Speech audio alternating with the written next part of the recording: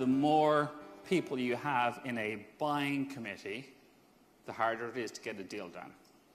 When you have more than 6 people, the chances of them buying from anybody is less than 30%. So we need to think about where we're spending our time.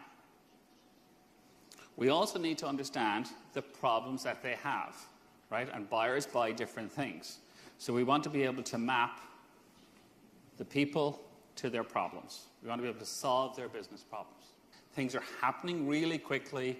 There is so much information there. How do I know where to go? So I'm going to talk a little bit about your digital sales transformation journey. And that will start with identifying your customer profile. So who is your ideal customer?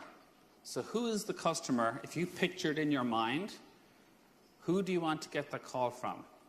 Right? Who's the customer that you can add more value to than anybody else? And then we want to think about how we engage.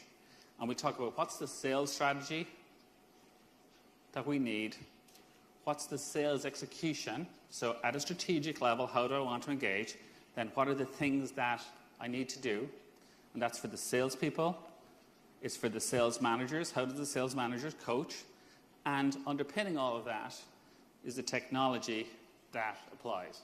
I'm going to start with the customer profile. And when I talk about this, I talk about the demographics. So what size is the company? Where are they located? What industry are they in?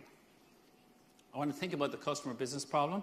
Are they going to have the kind of problem that I can solve? Are they likely to be successful with my solution? So when they buy this, and I go back to them in 3 months, or in 1 year, or in 3 years, I need to focus on how they will be successful as part of my sales engagement. And then I want to think about the engagement model. So how do I actually structure that? Customer profile in the first case. So the industry. What industry are they in? If you think about this for your own business, and you should think about this and say, so the people I sell to are in this business. They're of this size. They're in this geography. And maybe I want to just go to people that are within 100 kilometers of me. So there's a difference between your total available market and your total addressable market. If I'm looking to sell a certain kind of solution, I will sometimes look from the outside and see, are there job titles? If I'm selling a CRM system that I'm looking for a large deal, I'll probably look for people with sales operations titles in the company. And then from a business maturity point of view, right, old-style manufacturing companies will buy different things than a new internet technology SaaS company. So which is more suitable for my business? And then there might be other things in your case. What I want to do is I want to think about what business problem does my customer have that I can solve better than anybody else? Because if I can identify a customer with that business problem, I should win that deal every time, if I do my work up front to identify that. And sometimes that's hard. So when you try and figure out the problems that they have, some questions you might ask yourself are, what are their trends in the industry? What are similar companies like that doing?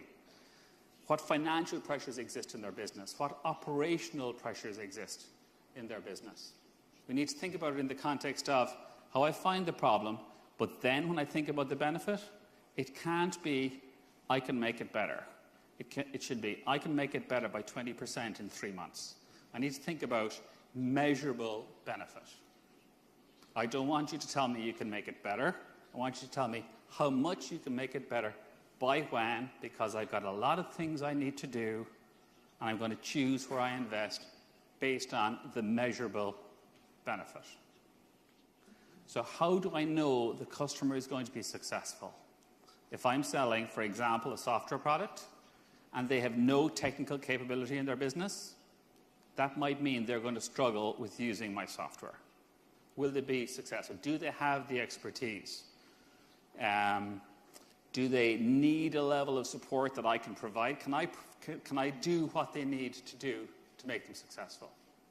I have my demographics. I have my customer problem. I have the fact that I know they're going to be positively impacted. Now I need to figure out, how do I engage?